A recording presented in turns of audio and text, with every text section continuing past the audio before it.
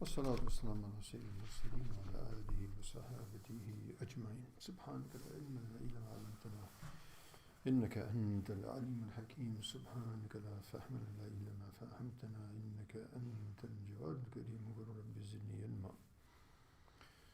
أعوذ بالله من الشيطان الرجيم.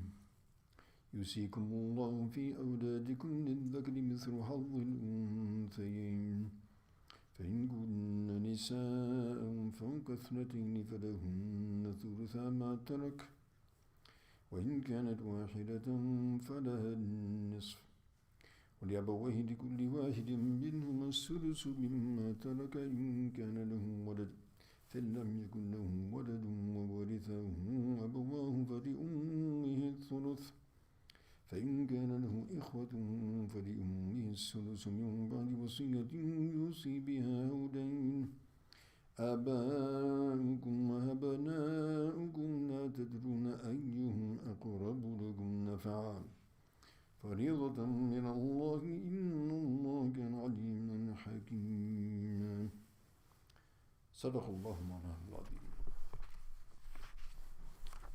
So, continuing with the verses of inheritance, which we began discussing yesterday. Unfortunately, the laptop ran out of juice, and so just kind of recap what we mentioned, and that is that generally in the Quran, the rules of Sharia are generally mentioned with basic guidelines, or sometimes they're just mentioned as a theme. For example, Aqim as-Salat. How do we aqim as-salat? How do we establish salat? Sallu kama ra'aytumuni usalli. Nabi ﷺ says, pray as you have seen me pray. Allah subhanahu wa ta'ala also says, وَمَا أَتَاكُمُ الرَّسُولُ فَخُذُوهُ مَا نَهَاكُمْ عَنْهُ فَانْتَهُوا. So whatever Allah's Nabi ﷺ has given, you take it. What He has stopped, prevented you from it, leave it. لَقَدْ كَانَ لَكُمْ فِي رَسُولِ اللَّهِ أُسْوَةٌ حَسَنَةٌ, etc., etc. So there's many verses of the Holy Quran which instruct us, moreover, order us to follow the way of the Rasul. Therefore, we have to have Sunnah to understand the Quran. Those who say we can have the Quran, as Nabi Sallallahu predicted, there will be some affluent people laying back on their couches saying, between us and you is the Kitab of Allah. What we find in it halal, okay. What we find in it haram, okay. Sunnah, we don't know anything about that. Sayings of the ulama, we don't know anything. No.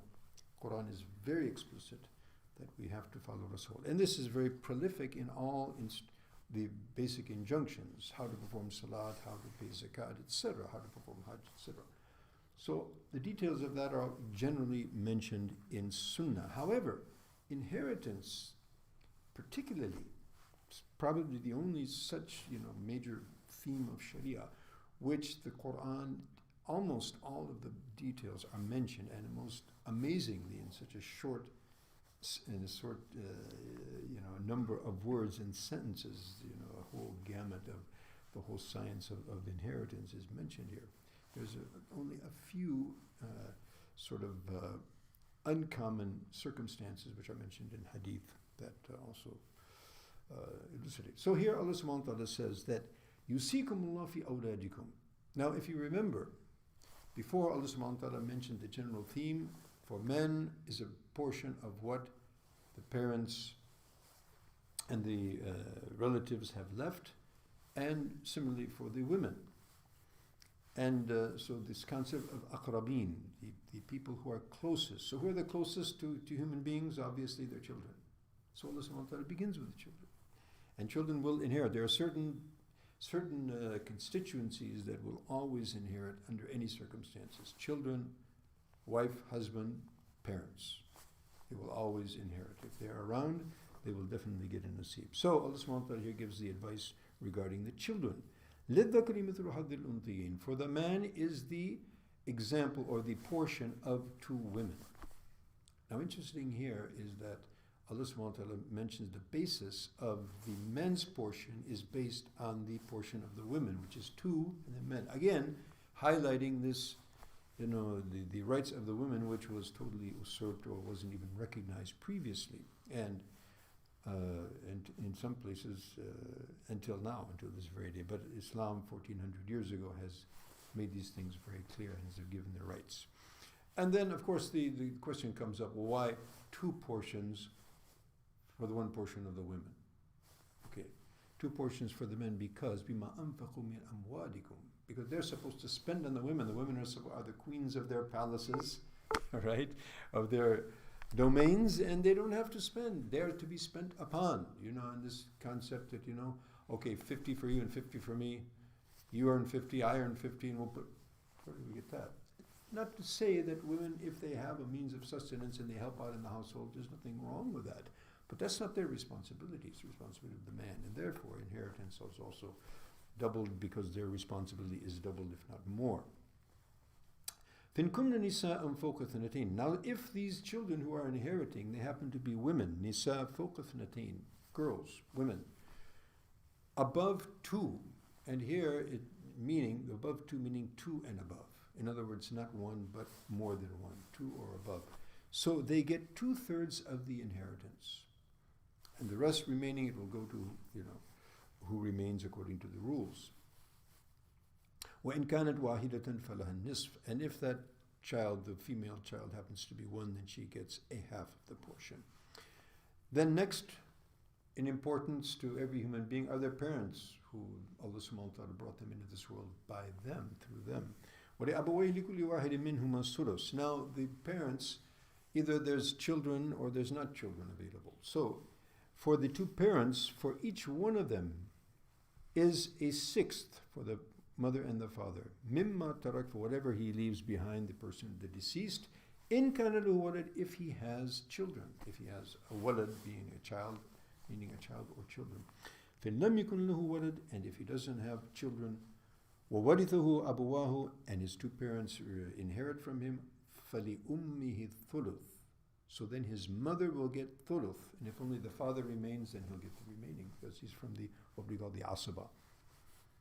فَإِنْ كَانَ لَهُ إِخْوَةٌ. Now if he has brothers, deceased has brothers, فَلِأُمِّهِ الثُّلُثُ. So there, in that case, if the deceased has brothers, then, brothers or sisters, brethren, meaning, so the mother would get a 6th portion, min ba'di wasiya, after a wasiya, after a will. And we mentioned yesterday that the will can be given up to 1/3, and 1/3 is a lot, not more than 1/3. And so, when the person has died, the first thing we look at is getting the person buried. He has the first right to his money.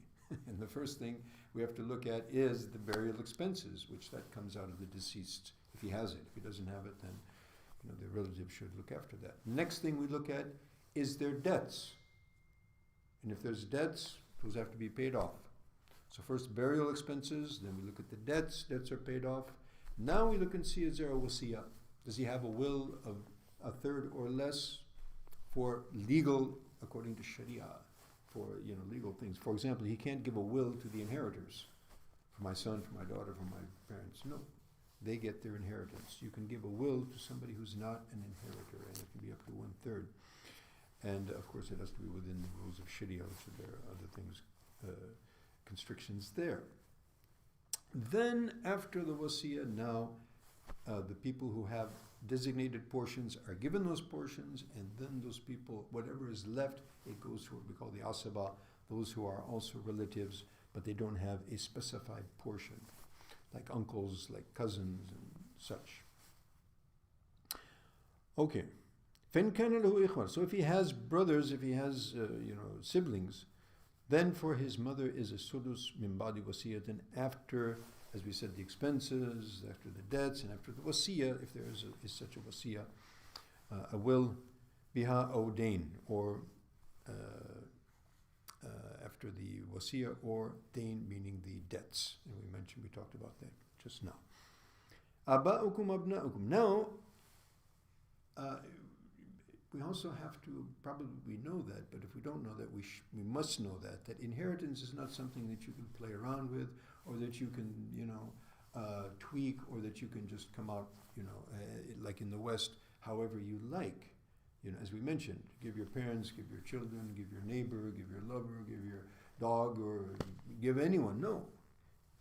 Allah subhanahu wa ta'ala says, Aba'ukum abna'ukum, your parents or your children, you don't know who are closer to you and more beneficial to you. Allah subhanahu wa ta'ala has created you, He has created the hierarchy of society, and He knows who is more deserving than others. And so therefore, in inheritance, the portions are specified faridatan min Allah. This is compulsory.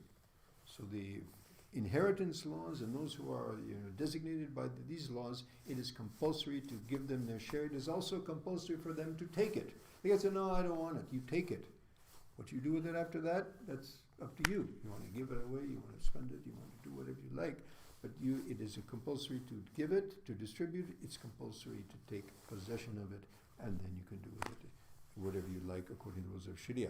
Inna Allah kana aliman hakima, and Allah subhanahu wa ta'ala has always been and remains and will always be informed and knowing and wise of all things. And specifically in this context, in the regards to inheritance, and as Allah subhanahu wa ta'ala mentions so many places, Wallahu ya'lamu wa antum la ta'lamun. Allah knows and you do not. So we should understand, that Allah has prescribed for us what's best for us, and we should look after that.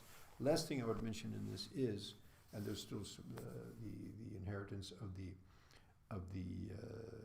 spouses is going to be mentioned tomorrow, but I just want to iterate this, and it's be very clear in everybody's mind that the laws of inheritance, although they seem quite simple, they can become a bit complicated depending on what type of relatives are left. So therefore, if we have a deceased, it's critically important not just to go to the imam of the masjid like me and say, Mufti Sahab, so you go to a proper mufti who is doing this, all the time. Because the ilm al-muwarith is a special, it's a special branch of knowledge, and although all ulama have to study this and they learn it and they're examined in it and they should be knowing it, but it's a delicate subject, and one should consult those people who are continuously, solving these problems and looking into it, because it's very critical, as I mentioned, and as Allah subhanahu wa ta'ala mentioned, it is compulsory to be done properly. So to ensure that it is done properly, ensure that you get the information and the hal of this from qualified individuals. وبالله التوفيق سبحانك اللهم وبحمدك نشهد أن لا إله إلا أنت نستغفرك ونتوب إليك والسلام عليكم ورحمة